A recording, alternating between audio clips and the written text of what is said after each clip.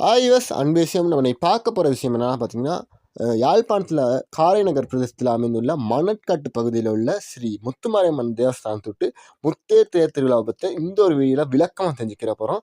ஏற்கனவே பார்த்தீங்கன்னா மார்ச் 6 நான் ஒரு வீடியோ அப்லோட் பண்ணியிருக்கேன். அதில் பார்த்தீங்கன்னா காரைநகர் ஸ்ரீ முத்துமாரியம்மன்ட்டு தேர் திருவிழாவிலேருந்து அங்கே வர்ற ஒவ்வொரு நாள் வரையும் உற்சவமூர்த்திகள் விவரத்துலேருந்து அந்த காரைநகர் கோவில் விட்டு 100 வருஷத்துக்கு மேற்பட்ட வரலாறையும் அந்த வீடியோவில் மேக் பண்ணியிருக்கேன். இந்த வீடியோ தேர் திருவிழா பற்றி தான் மெயினாக இருக்கிறதுனால இதில் அதை பற்றி சொல்ல மாட்டேன். அப்படி பார்க்குறவங்க ஆசைப்பட்டீங்கன்னா என்னோடய சேனலில் பார்த்தீங்கன்னா வீடியோஸ் செக்ஷனில் பார்த்தீங்கன்னா 3ஆவதாக இருக்கும். இன்னொன்று நான் வந்து ரிலேட்டட் கண்டென்ட்டில் இல்லாட்டி கமெண்டில் என்னோட அந்த வீடியோவை லிங்கை தரேன், நீங்கள் கிளிக் பண்ணி பார்த்துக்கலாம். சரி, நம்ம வீடியோக்குள்ளே வருவோம். ஃபர்ஸ்ட் ஆஃப் ஆல் நம்ம பார்க்க போகிறது இந்த ஒரு தேர் திருவிழா வந்து இந்த கோயிலில் வந்து எதை சுற்றி வரும் அது பார்த்திங்கன்னா வேறு ஒன்றும் இல்லைங்க. பெரும்பாலும் பார்த்திங்கன்னா யாழ்ப்பாணம் மட்டக்களப்பு கோயிலெல்லாம் பெரிய ஒரு கோயில் சுற்று வட்டாரம் இருக்கனால கோயிலில் சுற்றி தான் தேர்கள் வரும். அது மாதிரி தான் இந்த ஒரு கோயிலில் நீங்கள் சுற்றி வர 3 தேர்கள் ஆடிய செஞ்சு வர்றதை காணக்கூடியதாக இருக்கும்.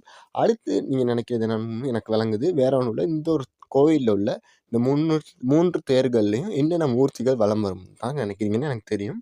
அதையும் தான் இப்போ சொல்ல போகிறேன். ஃபர்ஸ்ட் ஆஃப் ஆல் பார்த்தீங்கன்னா முதலாவது மூர்த்தியாக பார்த்தீங்கன்னா விநாயக பெருமான் வந்து ஆரோகணிச்சு தேரில் வருவார். அதுக்கடுத்த பகுதியாக கொஞ்சம் பெரிய தேரில் பார்த்தீங்கன்னா முருகப்பெருமான் வள்ளி தெய்வ சமயத்தவராக வருவார். அதுக்கடுத்து பார்த்திங்கன்னா 3வது தேராக பார்த்திங்கன்னா பிரம்மாண்ட ஒரு அமைப்பில் பார்த்திங்கன்னா நம்ம விட்டு காரைநகர் கும்பநாயகி அம்மனுடைய தேர் பார்த்திங்கன்னா வரும்.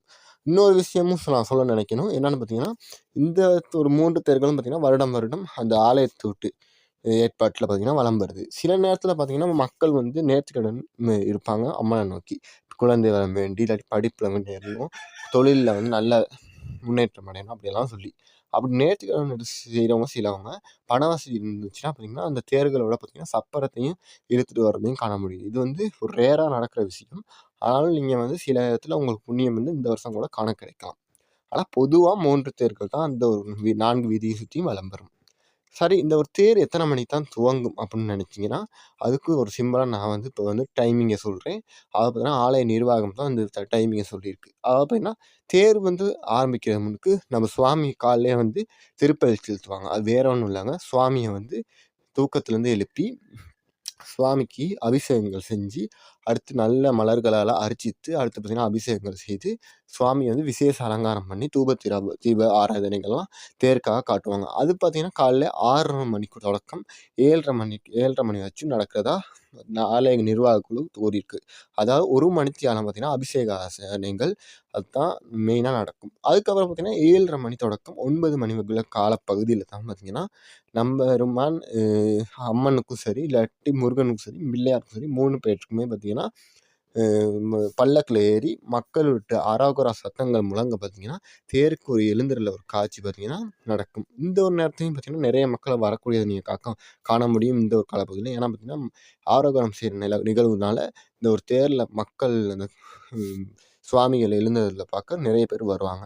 அடுத்து பார்த்திங்கன்னா 9:30 மணி தொடக்கம் 10:30 மணி வரை உள்ள காலப்பகுதியில் தான் பார்த்திங்கன்னா மக்கள் வந்து அந்த தேரில் உள்ள பிரம்மாண்ட வடங்களை பிடிச்சி பார்த்திங்கன்னா கயிறுகளை பிடிச்சி அந்த தேரை இழுக்கிறதுக்கு ரெடி ஆகுவாங்க.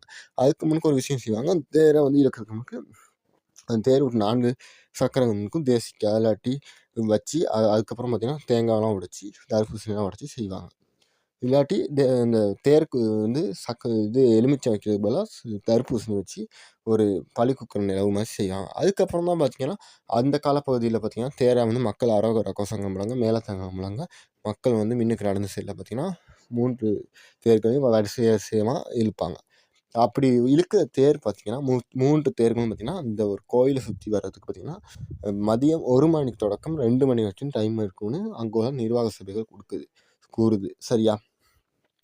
அடுத்து என்னென்னா பார்த்திங்கன்னா நான் சொல்ல வேண்டிய விஷயம் என்னென்னா பார்த்திங்கன்னா இந்த ஒரு கோயிலுக்கு நீ தேர் திருவிழாவுக்கு வரீங்கன்னா நிறைய பேருக்கு நிறைய விதமான விருப்பங்கள் இருக்கும். நான் பொதுவாக வந்து மக்களுக்கு என்ன விருப்பம் இருக்குதுன்னு பார்த்தா ஒவ்வொரு மக்களுக்கும் ஒன்று பிடிக்கும். அதுமாதிரி பொதுவாக பார்த்திங்கன்னா மக்கள் வந்து தேர் விட்டு அந்த அழகை பார்க்க அசைஞ்சு வர்றதை வீடியோ எடுக்க அடுத்து பார்த்திங்கன்னா சாமிக்கு நேர்த்திக்கடன் செலுத்த அந்த தேர் திருவிழா அன்னைக்கு மெயினாக வருது. இன்னொன்று பார்த்திங்கன்னா தேர் திருவிழா அன்னைக்கு அந்த கோயிலில் வந்து அந்த தேரில் வந்து சுவாமிகளை எழுந்தருளை பண்ணுறத பார்க்குறதுக்காக பார்த்திங்கன்னா ஆரங்குடம் பண்ணுறத பார்க்குறதுக்கும் மக்கள் வர்றாங்க.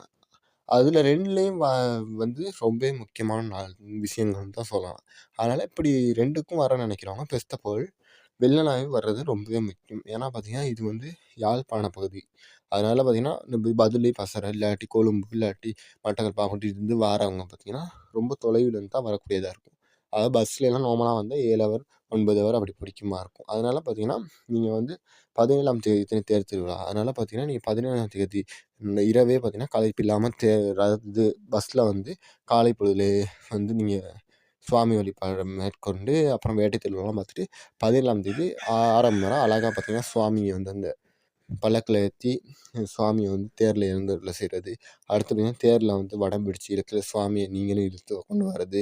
அடுத்து இந்த பச்சை சத்தத்தை எல்லாத்தையும் கண்டுட்டு 18ஆம் தேதி 19ஆம் தேதி தீர்த்தத்தை கண்டுட்டு இல்லாட்டி அதுக்கு முன்னாடி நீங்கள் போகிறனா போகலாம். இப்போ என்னோட விருப்பம் அதுதான்.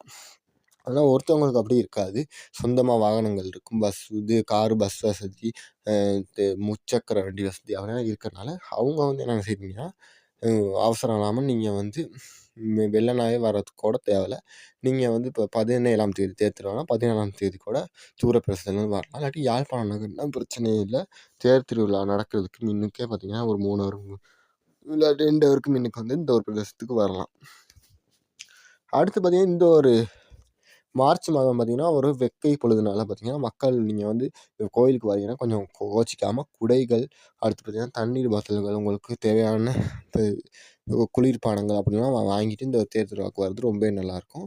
ஏன்னா பார்த்திங்கன்னா வெயில்கள் தாங்க முடியாதனால பார்த்திங்கன்னா உங்களுக்கு மயக்கம் வரலாம், இல்லாட்டி உங்களுக்கு வந்து தசை பிடிப்பெல்லாம் ஏற்படலாம் தானே. அதனால் பார்த்திங்கன்னா நீங்கள் வந்து அது மாதிரி விஷயங்கள்லாம் கொண்டு வாங்க. அவ்வளோத்தான் விஷயம், வேறு ஒன்றும் சொல்கிறதுக்கு இல்லை.